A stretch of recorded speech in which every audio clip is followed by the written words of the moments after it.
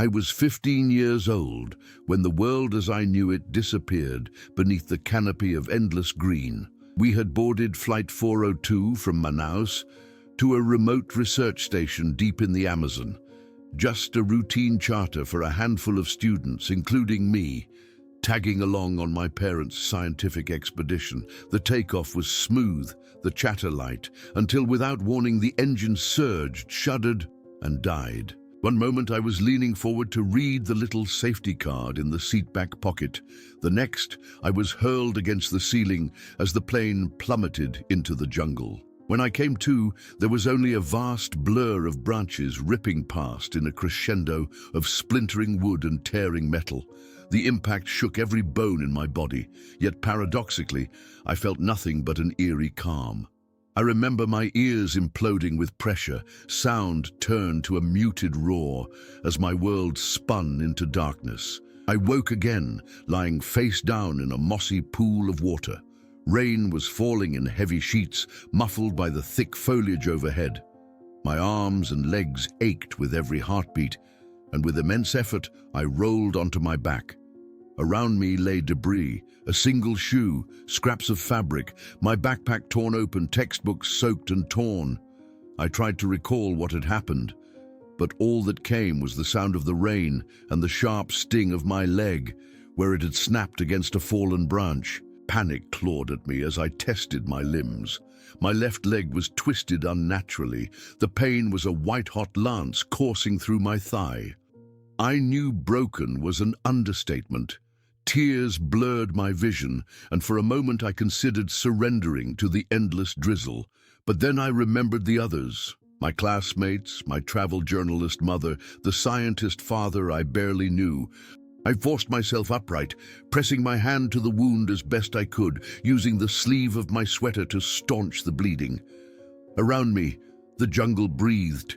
Insects the size of my palm crawled over leaf and log.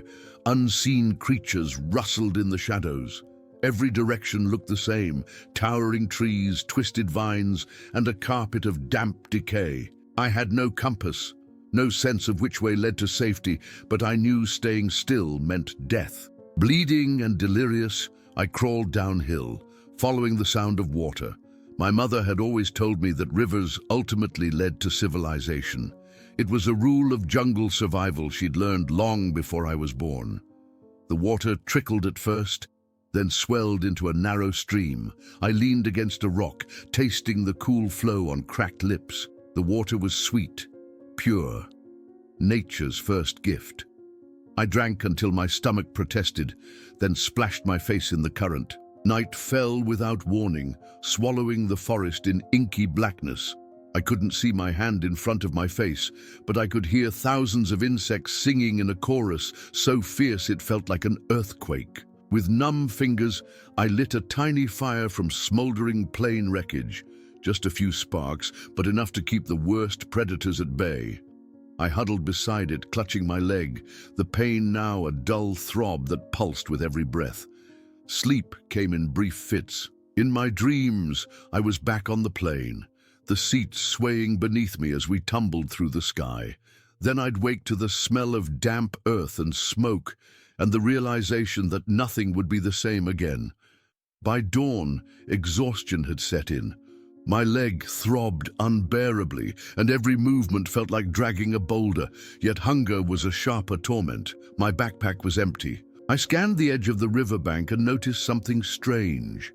Clusters of small fruits, each about the size of a plum, but glowing with a deep sapphire hue. Their skin was taut and glossy, like polished jewels scattered on emerald velvet. Instinct told me they might be toxic. Nature often disguises danger in beauty. My mind raced between the ache in my belly and the ache in my leg. I closed my eyes and remembered a lesson from biology class. Sometimes the brightest berries in the forest are the most nutritious, high in water content and essential sugars. I plucked one, feeling its weight and smoothness, then bit into it. The flesh was cool and firm, with a faint sweetness that reminded me of blueberries back home. Relief flooded through me as I swallowed, and my stomach quieted its protests. It was a small triumph, but in that moment, clutching the last blue fruit in a trembling hand, I understood something fundamental. As long as I had breath, I had hope. The sky deepened to a bruised purple as the sun sank beyond the horizon, and with dusk came a new kind of terror. Shadows stretched into impossible shapes, and every rustle of leaves sounded like the approach of something hungry. My makeshift fire was little more than a smoldering heap of charred splinters, but it offered the only barrier between me and the predatory night. I huddled as close as I dared, using my good arm to cradle the injured one, which throbbed with a relentless, pulsing ache. Each heartbeat sent white-hot pains screaming through my leg, and I bit down on my shirt to keep from crying out. As darkness fell completely, the symphony of insects exploded. Cicadas shrieked overhead. Crickets hammered out an insistent staccato. Something large, perhaps a peccary or a jaguar, moved somewhere beyond the firelight, its heavy footsteps muffled by the thick undergrowth. I imagined cold eyes watching me from the blackness, calculating, patient. My mind spun out garbage. If I fell asleep, would I wake? Would the beasts of the Amazon claim me for their own? The fear was a living thing, wrapping around my chest so I could barely draw breath. I forced my shaking hands to work. I tore a strip of cloth from my sweater and fashioned it into a binding around the swelling on my leg. It was crude and likely insufficient, but it kept the worst bleeding at bay. From the wreckage of my backpack, I salvaged a small flashlight and 2 AA batteries. I flicked it on. A narrow beam cut through the gloom, revealing the jagged roots and tangle of vines at my feet. I knew I should conserve power, but a momentary surge of curiosity overwhelmed caution. I swept the light upward and caught sight of a massive spider, its body the size of my palm, perched motionless on a web spun between 2 saplings. The beast froze in the flashlight's glare, then scuttled away into the darkness. I dropped the beam, heart hammering, and resolved to keep it off. Hunger gnawed at me like a living thing. The blue fruits I'd eaten at dawn sustained me for hours, but now my stomach rumbled in protest. I recalled something from a documentary my father had shown me. If you're lost in the jungle, you must test each potential food 3 times. First by smelling, then by dipping a finger in your mouth. Finally, by taking a small bite and waiting for a reaction. With great trepidation, I used the flashlight to scour the riverbank for more of those glowing berries. My light danced across brittle leaves and smooth stones until I spotted another cluster, half hidden beneath a rotting log. I approached slowly, mindful of the dark shapes slithering at the water's edge. The fruit looked identical to those from the morning, deep sapphire spheres slick with jungle dew. I drew one gently from its stem and held it under my nose. It smelled faintly of sweet grapes. I licked my fingertip, tasting only a mild sweetness. With trembling courage, I bit off a tiny piece of flesh. Nothing happened. My stomach churned, but no searing cramps or burning sensations emerged. Emboldened, I ate 3 more. The sugars flooded my system, dulling the raw agony in my leg and calming the clamor of fear in my head. Reinforced by the fruit's energy, I turned to shelter. Under the cover of trees, I gathered large palm fronds and tough reeds, weaving them into a rudimentary lean-to against a fallen log. It wasn't waterproof or predator-proof, but it was something. I arranged nearby stones to contain what little fire I had. Then I lay back, chest heaving, tears of exhaustion and relief slipping down my soot-streaked face. The night stretched on, unending, but I clung to one thought: I was alive. Just before sleep claimed me, though it felt more like a fleeting, dreamless drift, I whispered into the dark, "I'm not ready to die." The jungle answered with a gust of wind that rattled the leaves overhead as if acknowledging the promise. And in that whisper, I found the first spark of determination that would carry me through the long days to come. Dawn broke like a muted promise, the sky bleeding pale gold through swaying fronds. My makeshift lean-to offered scant shelter against the lingering damp, and I shivered as I rose, every movement sending tremors of agony up my twisted leg. My body felt foreign, stiff, bruised, stretched to its limits. But the hunger in my gut had abated, thanks to the midnight foraging. The blue fruits had saved me once. I prayed they would not fail me again. I crawled to the river's edge, the water now clear and glistening in the early light. Carefully, I scooped it into my cupped hands, letting cool droplets trickle onto the fire-stained ground beside me, where a few dying embers lay buried under ash. I dabbed my face with the water, blinking against the glare. With no painkillers, no food rations, and no idea how far I was from help, I felt fear's icy fingers claw at my heart. But under it all lay a stubborn ember of resolve. My first challenge of the day was navigation. Yesterday, I had followed the river downstream, convinced it would lead me to civilization. But by late afternoon, the bank had vanished into a swampy mire, and I'd turned back, night forcing me to retreat into muscle memory rather than clear-headed purpose. Now in daylight, I resolved to find a higher vantage point. If I could climb a tree tall enough, perhaps I could catch sight of the winding waterway or distant smoke. With painstaking effort, I gathered sturdy branches and fashioned a crude splint around my leg, using vines to bind it. The support was imperfect, but it eased the worst of the pain as I attempted to stand. Each breath was a battle. Tears of frustration pricked my eyes as I hauled myself upright, testing the splint's grip. The world wavered. I nearly toppled, but I forced my gaze forward, straightening my shoulders. With my right hand pressing against the makeshift splint, I moved toward a nearby tree whose trunk curved skyward in a wide arc. The bark was rough, studded with knobs and crevices, nature's own ladder. Inch by inch, I levered myself upward, flexing my arms until they seized in protest. I gripped the bark with white-knuckled intensity, my leg dangling, the splint creaking with each flex. At halfway up, my arms could bear no more. I froze, heart pounding, lungs burning. Below, waiting, was the merciless jungle floor, but above was the promise of sight. Gathering every shred of courage, I surged upward, dragging my leg against the bark until I reached a sturdy fork in the branches. From that height, the jungle stretched like an ocean of green, each ripple a tree canopy. I spotted the ribbon of river carving through the foliage, its silvery glint promising direction. Farther off, smoke, thin, grey, ascending in small spirals. My pulse quickened. Humans meant rescue, meant end, but I also saw impenetrable swamps, treacherous ravines, and an endless maze of green that threatened to swallow me whole. The distance from my crash site to that column of smoke was vast, far more than my broken body could traverse in one push.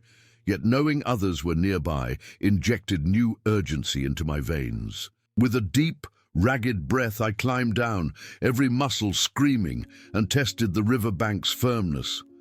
The earth was soggy, but held. I recalled my mother's voice. "When you fear the dark, remember you've already faced worse." I would face worse again, if need be. I set a direction, downstream toward that wisp of smoke. The jungle, alive and indifferent, seemed to sense my resolve. Butterflies drifted past, their wings dusted in electric hues. A toucan croaked overhead, its curved beak flashing in the branches.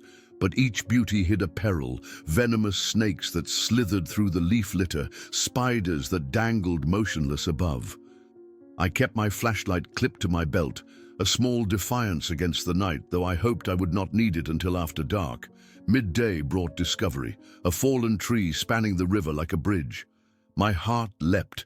This could save hours of treacherous wading. I approached cautiously, testing each rotting plank with my foot.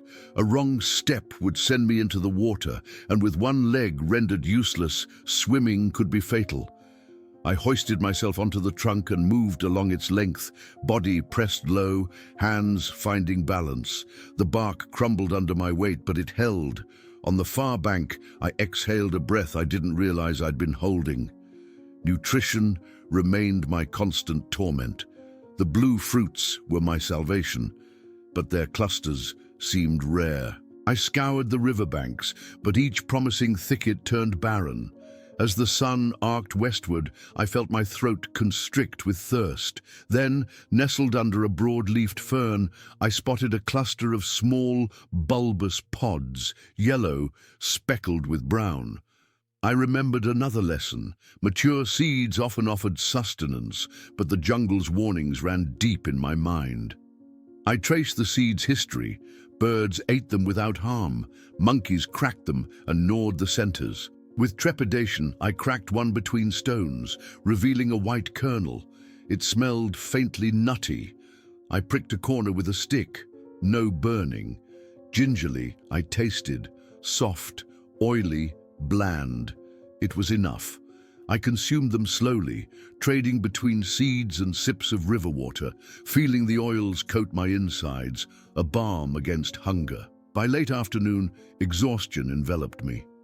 My progress was slow, measured in yards rather than miles. My blood-matted clothes clung to my skin as I found a patch of higher ground and collapsed beneath the trees. The river's murmur was a lullaby. Fatigue pulled me toward unconsciousness, but as shadows lengthened, I remembered the column of smoke. If I could make it even closer by tomorrow, rescue would no longer be a hope, but a probability. In that moment, as twilight settled, I whispered a vow into the dimming world. I will see tomorrow. When dawn's first light filtered through the canopy, I awoke to a dull ache radiating from my shoulder. In the night, while half asleep, I must have slipped against a jagged root, scratching and bruising the skin down to the muscle. The wound was raw and stiff, and every movement of my arm sent a shock of pain into my skull. I forced myself upright and inspected it by the weak glow of my flashlight.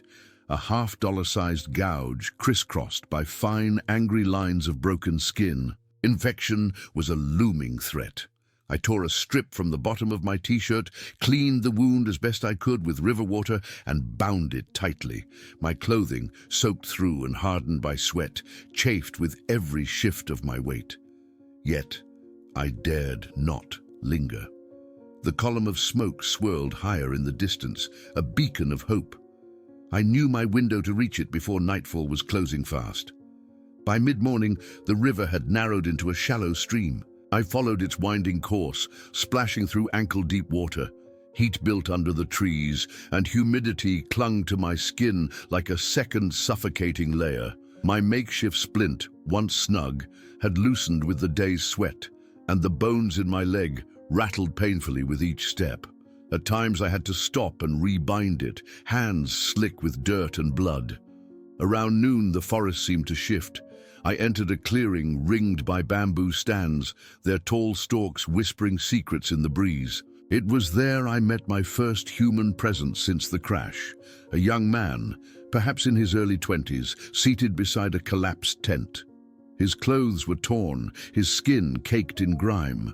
His eyes widened when he saw me, and for a moment I feared he might attack, another desperate survivor, or worse. He called out softly, "Sing Tao," the Portuguese equivalent of my name. My heart pounded. How did he know? Then I recognized the deep accent, the staccato twang of Brazilian Portuguese. He had been one of the students on the chartered flight, another tagging along with researchers. He pointed to his temple and shook his head. Concussion. He raised a swollen thumb toward the sky, hoping for a helicopter rescue. But above us, the canopy was solid green, and the drone of bees was the only sound. We shared the blue fruits I still carried and the seeds I'd cracked that morning. The sugar and oil restored some vigor, and we exchanged stories through halting speech. He'd wandered off the riverbank in search of stronger currents he'd heard upstream. A fallen branch struck him in the head, and he'd blacked out. We could wait together for rescue, two broken bodies supporting one another. Yet when I peered toward that far-off smoke, I understood that waiting here meant certain death. Thunderheads were forming on the horizon. Rain would turn the ground into sticky mud, make the river swell, and drench our scant firewood. I drew a shaky breath and said, "I'm going to try." He nodded, eyes full of resignation. He pressed a small compass into my palm, one of the few things salvageable from his backpack, and smiled weakly. Then he rose on unsteady legs and began walking inland along a path I hadn't noticed before, toward another wisp of smoke. We parted with a final wave. The path was steep and narrow, littered with jagged roots and slick moss. My heart hammered as I descended, splint creaking with each flex. Midway down, a sudden rustle in the underbrush stopped me cold. I'd nearly stepped on a shapeless mound of dark fur. Instinctively, I froze. The animal, no bigger than a large dog, trembled as much as I did. Its eyes were wide and reflective. It was a tyra, a member of the weasel family, curious but cautious. We stared at one another for what felt like minutes, until it flicked its tail and slunk away into the emerald gloom. In that fleeting encounter, I felt a kinship with wild things, both of us far from home, both battered, both fighting to survive. By late afternoon, the rain began to fall, first as a fine mist, then as a torrential downpour. I sought shelter beneath a great kapok tree, its buttress roots rising like pillars from the soil. I pressed myself into a hollow at the root's base, hoping to stay dry. The thunder cracked overhead, and water washed across my path, carving rivulets through the mud. My legs squelched in the muck, but I could not move until the deluge eased. Every minute I waited was another minute without food or clean water. After an hour, the rain slowed. I crawled back onto the path and pressed on. The compass guided me southwest, toward the smoke's source. My backpack dragged behind me like a wounded animal, its strap snagged on every branch. Grotesque reflections danced on the path as fading daylight filtered through wet leaves. My shoulder throbbed, my leg burned, and my lungs protested each gasp of humid air, yet each step forward was a victory. At last, I reached a small clearing where a battered forest hut stood on stilts. Smoke curled from its chimney, real, tangible rescue. The door swung open, and a middle-aged man with deep-set eyes and a machete in hand strode out. He froze when he saw me, and then rushed forward. In Portuguese, he barked orders to his workers, who emerged from the jungle to carry me inside. As they laid me on a cot, pain and relief collided. I closed my eyes, listening to voices speaking a language I understood but could barely hear. My journey was far from over. My bones would need tending, infection fought, strength rebuilt. But in that moment, I knew I was no longer alone. The inside of the hut smelled of wood smoke and damp earth. Thick, woven mats lined the floor, and clay pots of water cooled on low shelves. A single oil lamp cast a warm glow, illuminating the sweat-streaked faces of half a dozen villagers clustered around me. Their leader, the man who'd carried me in, knelt beside my cot. He spoke softly in Portuguese, but the urgency in his voice transcended language. One woman held a bowl of boiled leaves, another applied a poultice made from crushed plantain and aloe to the raw gouge on my shoulder. My vision swam, but I stayed conscious. Painkillers, something I hadn't felt in days, coursed through my veins. My leg throbbed less fiercely, though every breath sent dull jolts through the splint. The man introduced himself as Joaquim, a rubber tapper turned jungle guide. He explained that this settlement existed as a halfway point between the forest and the nearest town, some 60 miles away. A radio tower on the hilltop beyond the clearing could relay our distress call to the outside world, but the storm had knocked it offline. While Joaquim and his helpers tended to my wounds, I felt a wave of emotion crash over me. Relief laced with guilt. Relief that human kindness still thrived in this remote corner of the world. Guilt that my choices had driven strangers to risk their own safety for a broken foreign child. I tried to speak, but my throat was raw, and the woman who'd prepared the poultice pressed a cup of hot tea to my lips. The bitter brew burned on the tongue, but soothed the dryness in my throat. Night settled again, but this time the darkness felt different, less hostile, tempered by the shelter of walls and the murmur of voices. Children's laughter echoed through the hut as two youngsters peeked at me from behind a doorway, eyes wide with curiosity. One pressed a ragged doll into my trembling hand before disappearing in a fit of giggles. The simple act of a gift, innocent and unguarded, warmed me more than any fruit ever could. Sleep came easier under that low roof. Dreams returned, but without the terror of the crash. Instead, familiar images drifted through my mind. My mother's laughter as she taught me to identify Amazonian orchids, the glow of my father's lantern as he worked late in his lab, my grandmother's voice reading me bedtime stories from an old, tattered journal. I realized then how much of myself I'd left behind, how much I'd taken for granted. Dawn brought fresh determination. Joachim roused me at first light, explaining that the storm had passed and the radio tower was operational again. He offered to carry me on a makeshift litter to the clearing above, but I refused. The first real aid I'd had in days had rekindled my strength. With a firm nod, I insisted on walking the short distance myself, supported by Joachim's steady arm. Outside, the rain-slicked trail shone like glass. Mist hugged the ground, parting before us like living curtains. I clung to my splint and Joachim's shoulder as we ascended the ridge. Birds flitted among treetops, their songs bright against the silence of the morning. Every step felt miraculous.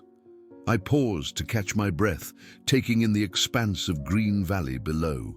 Smoke still curled from the village chimney, and beyond, the ribbon of river gleamed silver in the dawn light, a reminder of how far I'd come and how far I had yet to go. Reaching the tower, Joachim handed me the microphone. My voice trembled as I spoke into the static.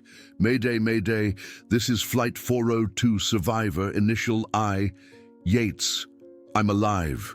I have a broken leg and several injuries. Please send help." The words felt strange in my mouth, formal, incongruous after days of primal survival. Within minutes I heard crackling responses and the promise of a helicopter en route. Relief flooded me. But as I stepped back from the tower, Joachim placed a rough hand on my shoulder. "Here, you are safe," he said. "But the jungle does not forget.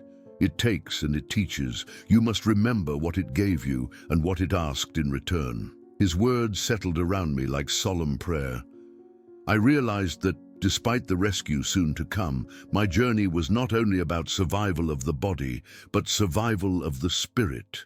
The rotor blades sounded before I saw them, a low thrum that vibrated through the ground and the air. I watched the helicopter slice through the mist, its bright fuselage a beacon against the muted sky. As it descended, villagers gathered to help load a stretcher. I lay on it with a sense of calm resolve, pain tempered by gratitude and newfound wisdom. As the helicopter lifted, I looked down at the emerald sea of trees stretching to the horizon. I thought of those still missing, of classmates and guides, of blue fruits and taunting shadows. I held on to one final image, the small Tyra in Chapter 4, trembling but alive, a creature as vulnerable and tenacious as I had been. The jungle receded beneath me, vast, ancient, indifferent, and yet it had shaped me in ways I was only beginning to understand. In that moment, hovering between earth and sky, I whispered a promise to the green abyss below. I will return, not as a frightened child, but as someone who has faced the heart of the wilderness and lived to tell its story. The roar of the helicopter's blades faded into a distant hum as the aircraft banked away, carrying me toward a makeshift field hospital on the outskirts of Manaus. Below, the Amazon unfurled in unending waves of green, the scene of my ordeal now shrinking into the tapestry of memory.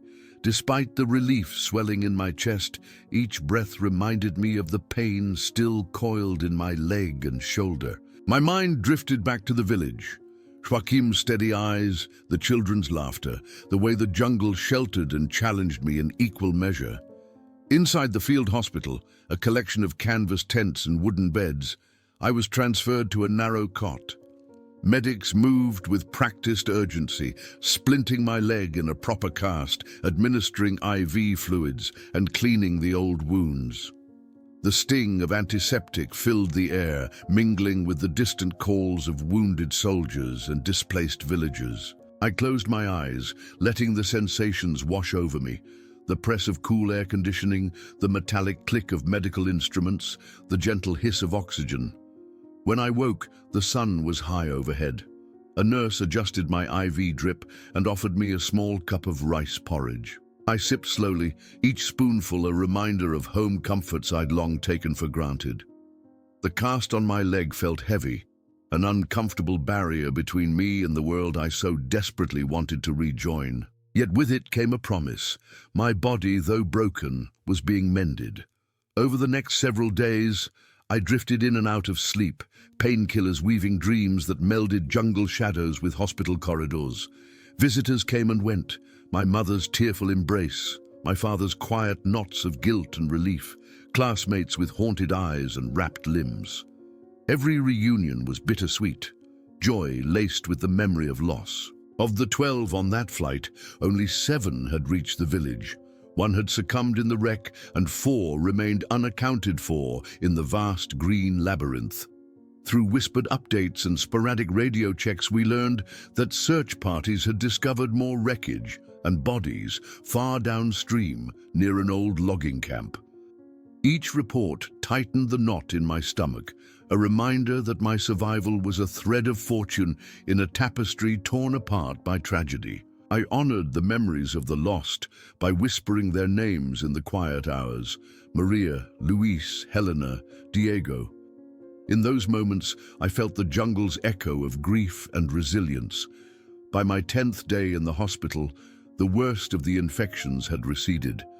My shoulder's gouge, once raw and angry, was closing under layers of new skin. The blue fruits, whose real name I would later learn was Sauber berry, had been identified by local botanists as safe and rich in antioxidants, a natural aid to my recovery. It fascinated me that the same plants I had feared might poison me had been instrumental in keeping me alive. Physiotherapy began with simple exercises: bending my knee, flexing my ankle, lifting my heel. Each movement felt monumental, as though I were learning to walk for the first time. The jungle had taught me endurance. Now the hospital would teach me patience. I held on to one lesson above all: forward motion, however painful or slow, was the only path to survival. Late one afternoon, a local guide named Rosa, herself a survivor of an unrelated accident, joined me in the rehabilitation tent. She spoke softly of her own journey, how she had lost her sister to a flash flood, how she had clawed her way back to life. Her words were simple but charged with understanding. "The jungle takes much," she said, "but it also gives you a reckoning with yourself. You see what you're made of." I nodded, tears pooling at the corners of my eyes. In the sterile light of the tent, I realized I had already begun that reckoning. As week 3 approached, I was strong enough to stand with the aid of crutches.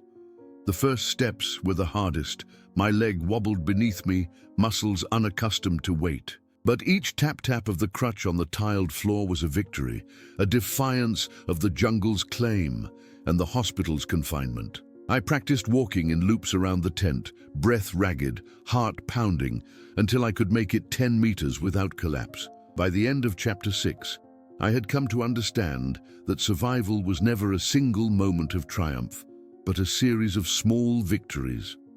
A sip of sweet water, a broken branch repurposed as a splint, a step taken despite the scream of pain. My body bore the marks of my journey, scarred flesh, weakened muscle, but my spirit felt unbroken.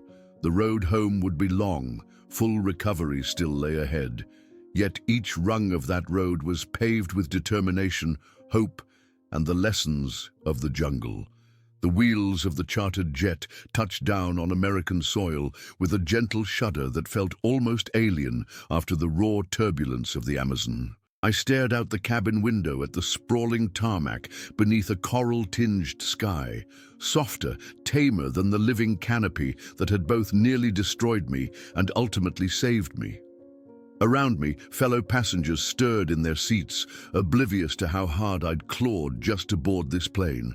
My leg, still encased in a cumbersome white cast, throbbed with every heartbeat.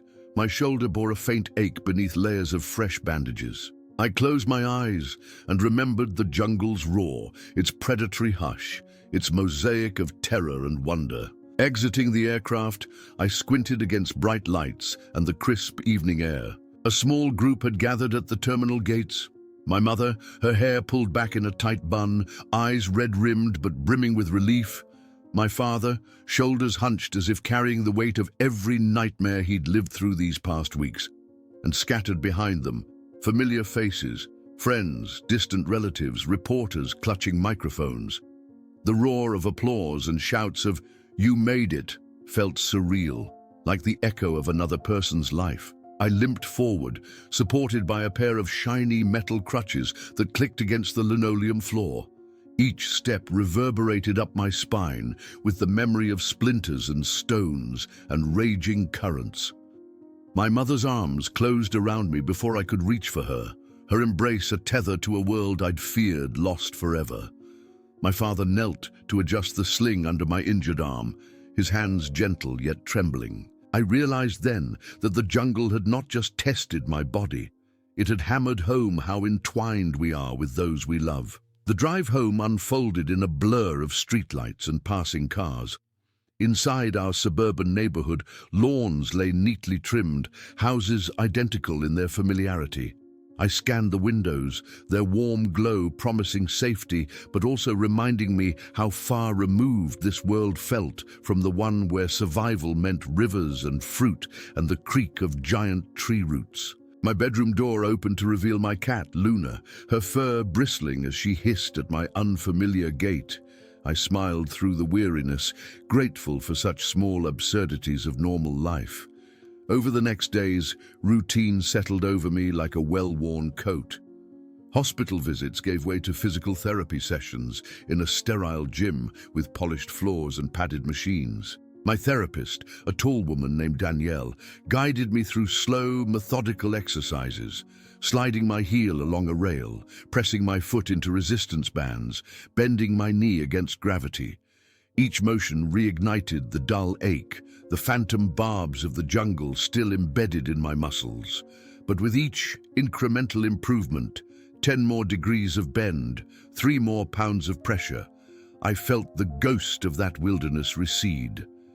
Yet inside, I wrestled with ghosts that had no physical form. Nightmares plagued me, being trapped beneath a tangled mass of vines, the rasping breath of a predator at my back, the sight of classmates lost forever in the green abyss. I awoke in cold sweats, bolt upright, heart pounding, my body still trapped in the reflexive crouch of survival. My parents urged me to talk, to share the terror that had become nightly ritual. At first, I shook my head and changed the subject. Then one morning I found myself describing the jungle's hush, the way my own pulse felt deafening in my ears. My father listened in silence, placing a steady hand on my shoulder. My mother nodded, tears glistening in her eyes, as though tracking each syllable I spoke. Slowly, I learned that these nightmares were as natural as the broken bone in my leg. I began meeting with a counselor, a woman named Dr. Moreno, who specialized in trauma recovery. We sat in a softly lit office, walls lined with shelves of well-worn books. She explained that my mind was attempting to process experiences so far outside the realm of ordinary life that they resisted integration into memory. Her gentle questions, what did you feel when you saw the blue fruit? How did the river's current mirror your sense of desperation? Guided me through the mosaic of my fear. With each answer, I carved space in my mind for the experience, lessening its power to spill into nightmares. School resumed shortly thereafter, a world of fluorescent lights and timed bells. Classmates greeted me with a mixture of awe and awkward curiosity. "You survived 11 days in the jungle?" they'd ask, eyes wide. I offered a terse nod or a brief recounting, broken but honest. Some leaned in to hear more. Others preserved a wary distance. I realized that, like the jungle itself, my story had drawn a boundary between me and the world I'd once inhabited. Yet I yearned to bridge that gulf, to let those around me understand how survival reshapes a person's priorities. In the weeks that followed, I found solace in small routines, walking Luna each afternoon, watching the sun set against familiar rooftops, laughing with friends at trivial jokes. I journaled daily, capturing the echo of river currents and the hush of insects, but also the warmth of my mother's smile and the steady cadence of my own improved steps. The cast came off on a crisp autumn day. I stood on one leg as Danielle sawed through the plaster, then flexed my ankle, each tendon and muscle a testament to perseverance. Tears welled as I touched the smooth, pale skin beneath, scarred but whole, like a map of my journey. By the end of Chapter 7, I had come full circle, from frightened adolescent adrift in a primeval forest to someone learning to live again in a world of concrete and schedules. The jungle's shadows no longer haunted every corner of my mind. Instead, they emerged in memory as harbingers of resilience. Each step I took on solid ground whispered a promise. I would carry the lessons learned beneath the canopy wherever I went, honoring them in the way I moved forward, steadily, with gratitude, and never forgetting the blue fruit that kept me alive. The first winter after my rescue was a mosaic of progress and stumbles. Snow fell in soft blankets outside my bedroom window, a world away from the dripping canopy of the Amazon. Yet each flake seemed to whisper reminders of the jungle's torrents. I'd returned to the rhythms of school and family, but inside, the pulse of survival still throbbed. My days began with stretches in Danielle's office, slow lunges and calf raises that coaxed strength back into muscles I'd feared lost forever. By evening, I was immersed in my journal, scribbling memories of emerald depths and sapphire berries alongside my hopes for the future. One afternoon, I found myself standing in front of the high school auditorium, flanked by 2 classmates and a teacher, preparing to share my story at an assembly. The spotlight's glare felt punishing, but I recalled the jungle's unrelenting sun and the way fear sharpened each sensation. Taking a steadying breath, I walked to the microphone and began.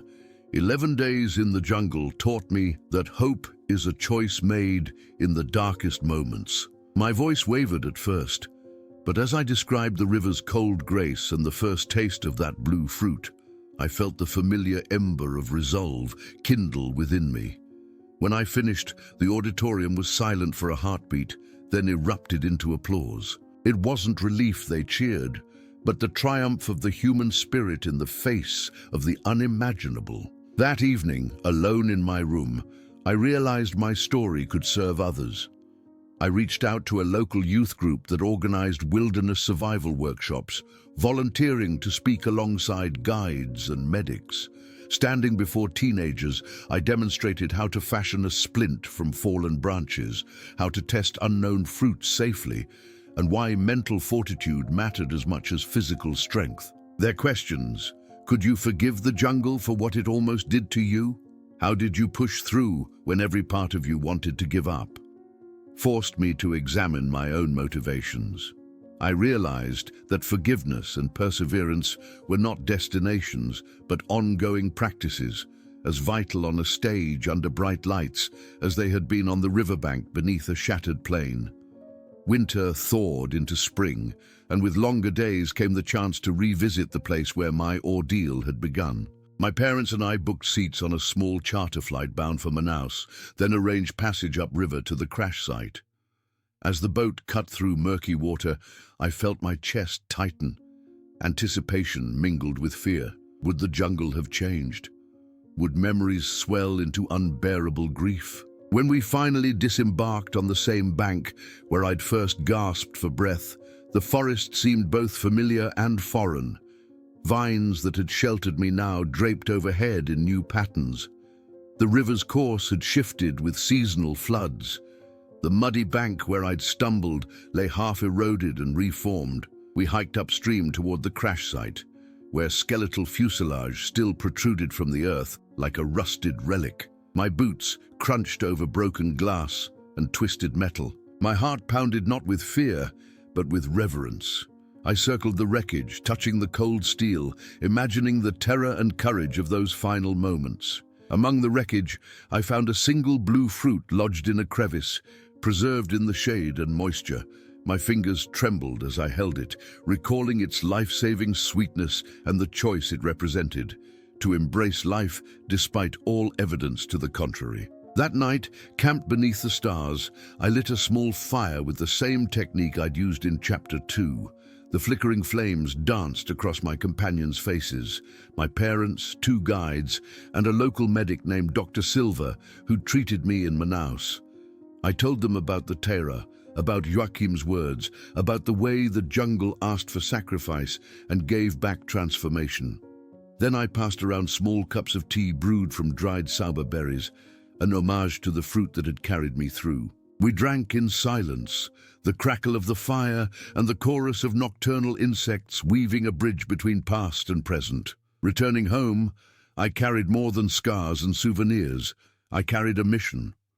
Over the following months, I collaborated with Dr. Silva to document the survival lessons and botanical knowledge of the Amazon's indigenous communities. We co-authored an article for a wilderness medicine journal, combining first-hand narrative with practical guidelines for remote rescue and self-care. In classrooms and clinics, I spoke of cultural respect, of the importance of preserving both human lives and fragile ecosystems.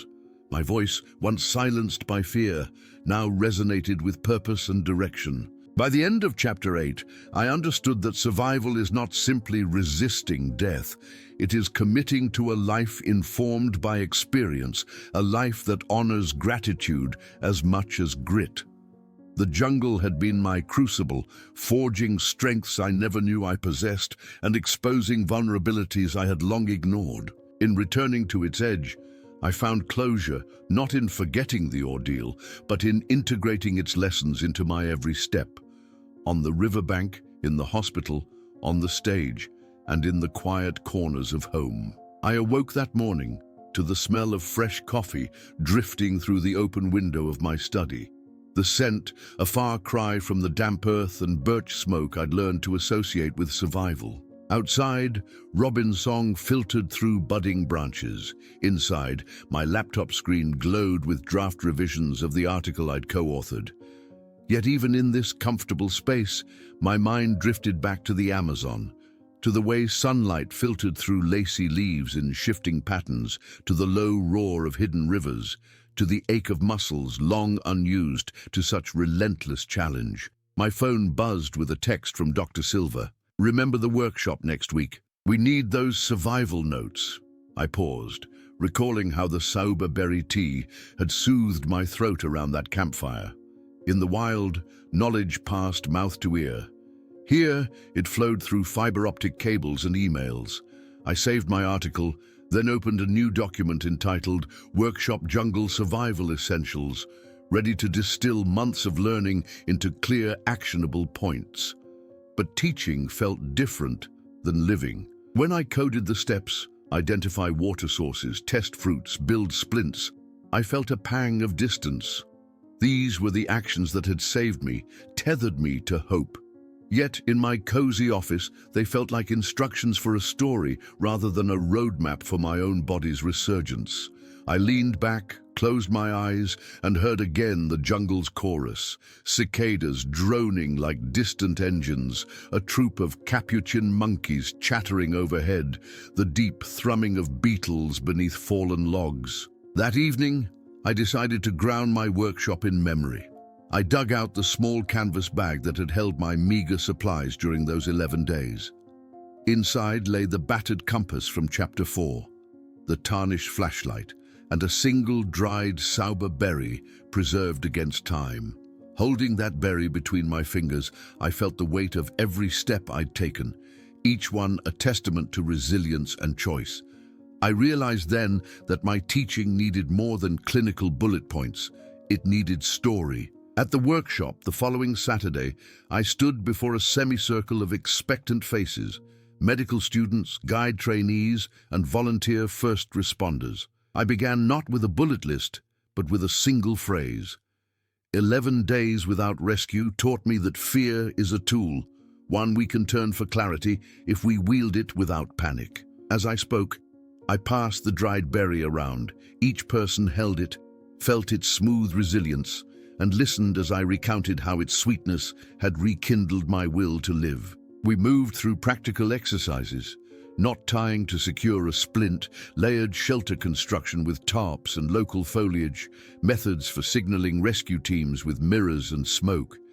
Yet at every step, I wove in narrative, the sting of mosquito bites that felt like burning, the moment I thought I'd lost strength in my arms, climbing that tree in Chapter 3, the quiet shock of relief when I saw that first plume of smoke cresting the horizon. Eyes glistened more than once, and hands that hesitated at the thought of cutting cloth or carving notches onto sticks found strength in the memory-laced instructions. Afterward, Dr. Silver approached me under the veranda's flickering lights. "You've given them something more than skills," she said. "You've handed them hope." I reflected on her words later that night as I lay in bed, listening to the hum of the city beyond my window. Hope, a fragile thing born in darkness and flourishing under guidance, had carried me through the worst of the jungle. Now, it was something I could pass along, a ripple of possibility to others who might one day face their own wilderness. In the days that followed, I returned to campus, to lectures and lab sessions, carrying within me a deeper sense of purpose. When exams loomed and deadlines pressed, I recalled the river's murmur and the cold shock of its water on my hands. I remembered how clarity emerged in the midst of chaos. Stressful moments, studying biochemistry in the quiet of the library, presenting research proposals, felt smaller against the backdrop of broken bones and relentless heat. I learned to breathe through tension, grounding myself in the rhythm of my own heartbeat, just as I had done under that shattered plain. As autumn's golden days waned into winter's silver dusk, I received an invitation from the local historical society, a speaking engagement on the cultural significance of the Amazon's indigenous survival techniques. The opportunity both thrilled and terrified me.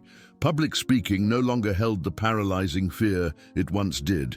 In Chapter 7, I discovered the power of telling my story, but this topic reached beyond personal ordeal into the realm of cultural respect and responsibility. Could I honor traditions that were not my own? Could I speak authentically of wisdom that had been passed down for generations? I accepted, determined to collaborate closely with Indigenous voices. Over weeks of preparation, I met with elders and scribe students, listening to their stories of cassava cultivation, of medicinal bark poultices, of the ancestral knowledge encoded in songs and tattoos. In weaving my own narrative with theirs, I realized that survival, whether in the heart of the jungle or the corridors of academia, was a tapestry of shared wisdom. We needed each other's stories, each other's resilience. Chapter 9. Closed with the echoes of the canopy still humming in my blood and the promise that my journey was far from over.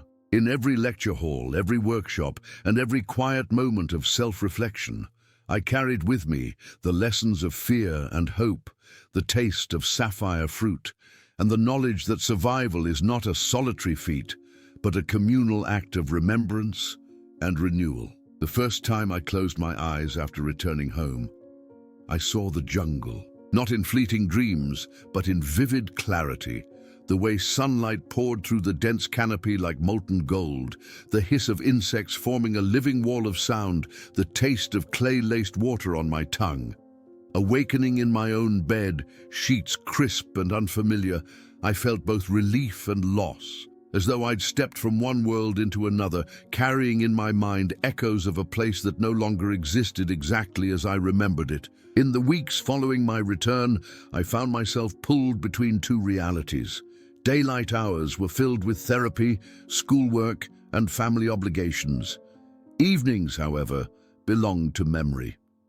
I kept a small journal beside my bed, recording fragments of dreams and flashbacks the way a scientist logs experimental data, precise times, sensory details, emotional responses.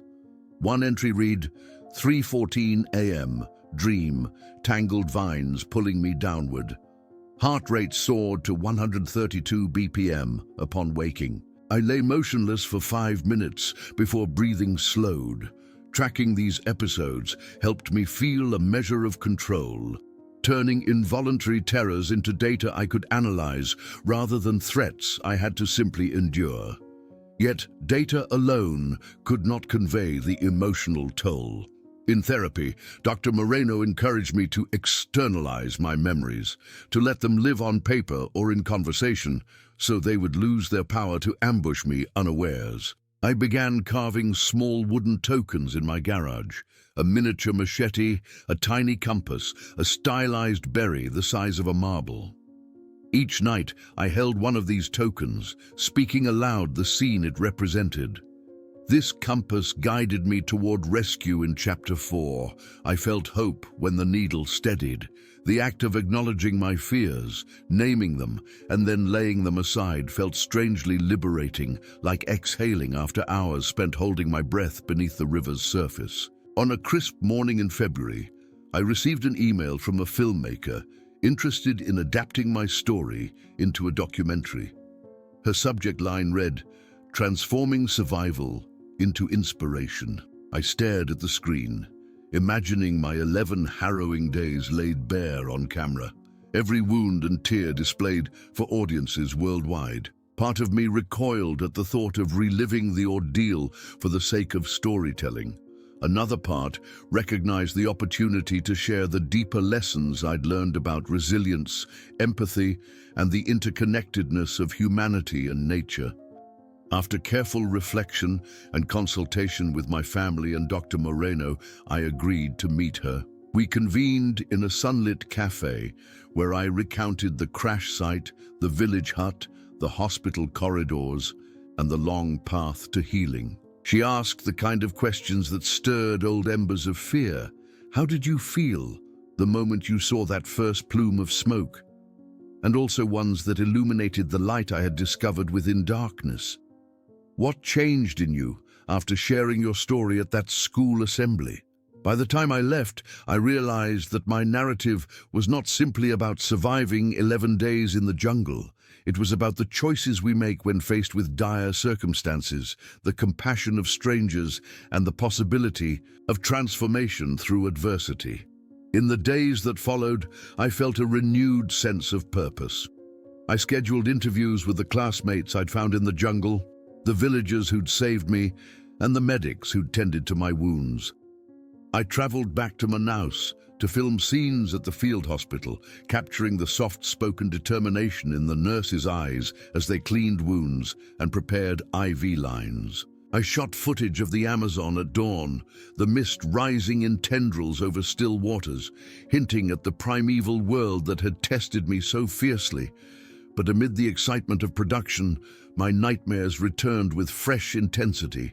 I lay awake, heart racing, convinced I could hear vines scraping against my window or the shadow of a predator slipping across my wall. I confided in the documentary's director, who immediately halted filming one night so I could sit before the cameras and speak directly to my fears. Under the harsh light of the studio, I described how the jungle had imprinted itself in my nervous system. That terror had been my body's primal response, and healing required both physical rest and psychological reintegration. That candid moment, sharing my vulnerabilities on film, became a turning point. As I spoke, tears streamed down my face, not from pain but from the relief of giving voice to memories I'd spent months trying to suppress. The cameras recorded not just my words, but the raw emotion behind them. The tremor in my voice when I said, "Even now, I sometimes feel I'm still climbing that tree in Chapter 3, muscles screaming, lungs burning." And then, taking a deep breath, I continued. But I learned that each time I choose to breathe through the terror, I reclaim my power. The jungle's specters would always linger, but I could transform them into guides, reminders that I could overcome fear, that I could choose hope, even when every instinct screamed otherwise.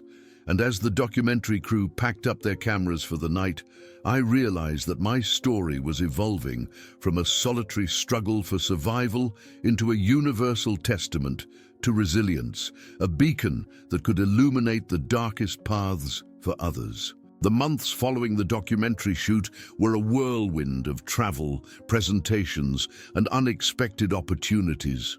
Invitations arrived from universities, environmental organizations, and even a delegation at the United Nations Youth Forum. Every stage I stepped onto, from lecture halls in Sao Paulo to symposiums in New York City, was a chance to amplify a message that had crystallized during those 11 harrowing days. Human resilience and environmental stewardship are inseparable. In my sophomore year of college, I declared a double major in biology and environmental policy. Immersed in coursework on conservation science and international law, I found theoretical frameworks that explained what I'd experienced firsthand in the Amazon. In seminars on Indigenous rights, I listened to guest speakers describe centuries of guardianship over rainforests, knowledge systems that had guided my improvised survival techniques. I realized that my personal story of blue fruits and makeshift splints was but a single thread in a vast tapestry of human nature interdependence. One crisp autumn morning, I received an email from the Amazonas Sustainable Foundation inviting me to serve as a youth ambassador. The role would involve traveling to remote communities along the Solimões River, learning from local leaders, and co-developing educational materials for schools in both Brazil and the United States. My heart leapt. This was more than speaking engagements. It was participatory action, building bridges between cultures and elevating traditional ecological knowledge. A month later, I boarded a small ferry down the Amazon River, a journey of 2 days through swirling currents and hidden channels. Along the way, communities perched on stilts appeared like mirages, wooden schools where children in bright uniforms filed in for morning lessons, floating markets where traders sold dried fish and palm oil, elders who greeted me with songs in Portuguese and Ticuna, their voices weaving stories of ancestral conviction. Each stop reinforced a humbling truth.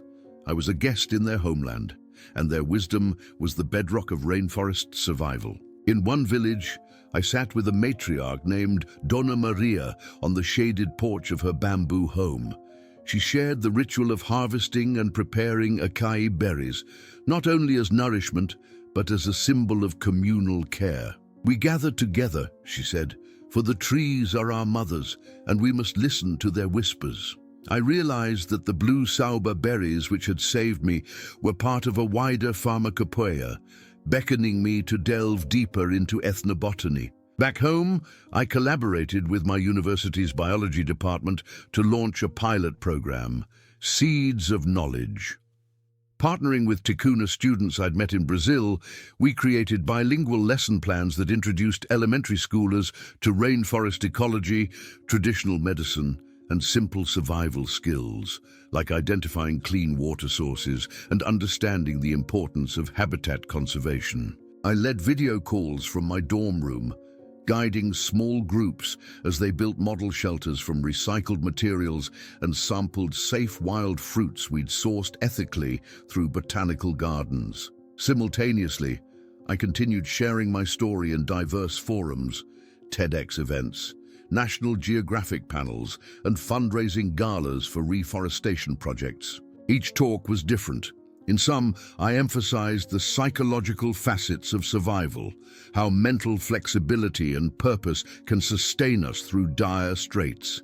In others, I spotlighted the ecological imperative, how protecting biodiversity is literally a matter of life and death. The more I spoke, the more I recognized that my role had evolved from survivor to steward, someone who not only tells a story, but actively works to protect the ecosystems that sustain us all. Yet this work was not without challenges. Balancing a full course load, travel obligations, and personal healing tested my limits. There were days when I woke with phantom pains in my leg or nightmares that jolted me upright. I leaned on support networks, therapy sessions, college friends who organized study groups in quiet corners of the library, and the online community of fellow youth ambassadors who understood the weight of responsibility. Together, we instituted wellness check-ins over video call, sharing coping strategies and reminding one another that rest was as vital as action. One winter evening, after a joint webinar with Indigenous educators and environmental policymakers, I returned to my apartment to find a package on the doorstep. Inside lay a hand-carved compass case made from cedar wood, gifted by the Tikuna students I'd mentored the previous year. Its polished surface bore simple motifs: interlocking waves for the river, concentric circles for community, and a single embedded bead dyed sapphire blue. I ran my fingers over its smooth edges, recalling my own battered compass and the life it had guided me toward. I understood then that survival is not an endpoint, but a continuum, a commitment to the well-being of others and the environment that sustains us. By the close of chapter 11, I stood at a crossroads, illuminated by both shadow and sun.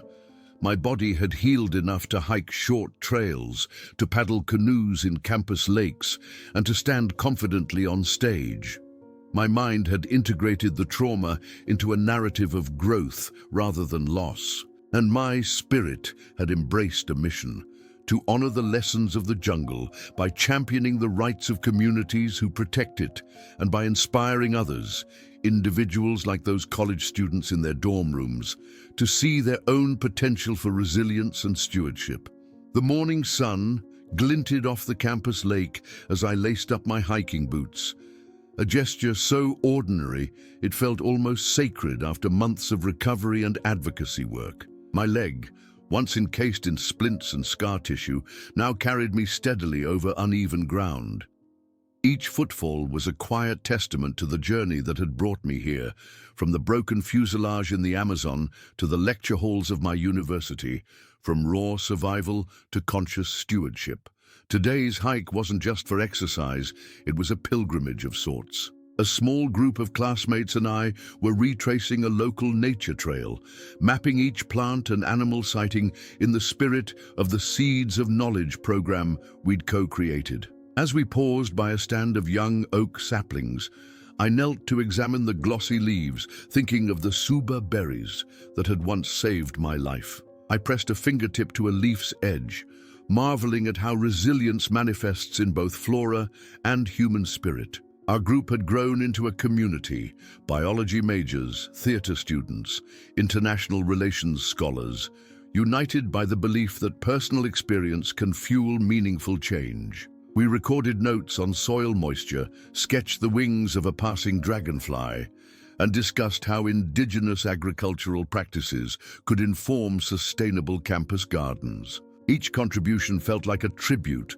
to the countless hands that had guided me through peril: the villagers who bound my wounds, the medics who mended my bones, the Tikuna elders who entrusted me with their ancestral wisdom. That afternoon, back in the environmental studies classroom, I prepared to deliver the closing segment of our semester-long project showcase. The auditorium buzzed with anticipation as local educators, NGO representatives, and fellow students filled the seats. I stepped to the podium, heart steady, and shared our collective findings: how integrating traditional ecological knowledge into modern curricula increased student engagement by 35%.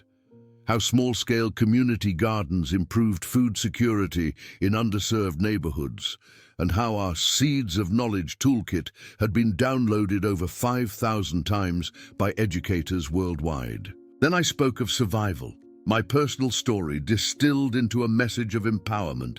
And we need stewardship, because the planet's future depends on our willingness to listen and learn. Every step I took now was guided by two twin compasses: the moral imperative to protect the world's wild places, and the unbreakable conviction that hope, like survival, is a choice we must renew each day.